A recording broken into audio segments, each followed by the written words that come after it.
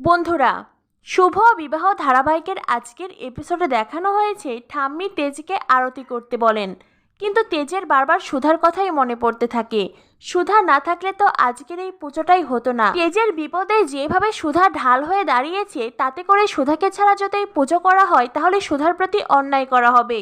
তেজ কিছুতেই এই অন্যায়টা করতে পারবে না।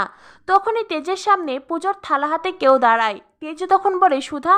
এই বলে তেজ তাকাতেই দেখতে পাই সুধা নয়, বরং পুজোর থালা হাতে ইমন দাঁড়িয়ে আছে। ইমন লাল পেরে সাদা শাড়ি পরেছে, যাকে বলে একেবারেই পুজোর সাজ। ইমন তেজকে বলে, এইবার আমাকে বসু মল্লিক পরিবারের বউ মনে হচ্ছে তো তেজ? তেজ বলে, তুমি পুজোর থালা হাতে নেওয়ার সাহস পেলে কোথা থেকে? এখান থেকে সরে যাও, নয়তো আমি কিন্তু তোমাকে সকলের সামনে অপমান করব। ইমন তো কিছুতেই সরতে চায় না। ইমন বলে, তেজ, আমি তোমার সঙ্গে আরতি করব। তেজ বলে, আমার এই জায়গাটা শুধুমাত্র সুধার জন্য। সুধা ছাড়া আমার পাশে আর কারো দাঁড়ানোর অধিকার নেই, তোমার তো নেই।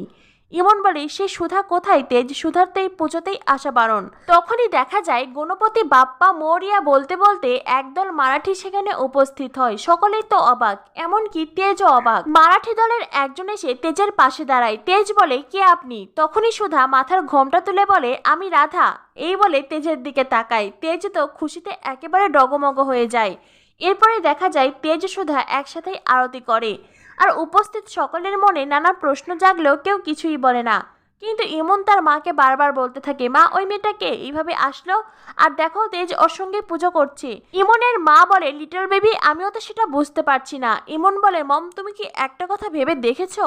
যখন সব কোম্পানি তেজের দিক থেকে হাত তুলে নিল, তখন কিনা তেজ রাতারাতি একটা কোম্পানি পেয়ে গেল, SMV কোম্পানি। সে আবার এত কিছুর আয়োজনও করলো, কিন্তু কি করে মম? এত তাড়াতাড়ি এত সুন্দর করে ডেকোরেশন করা কি করে পসিবল?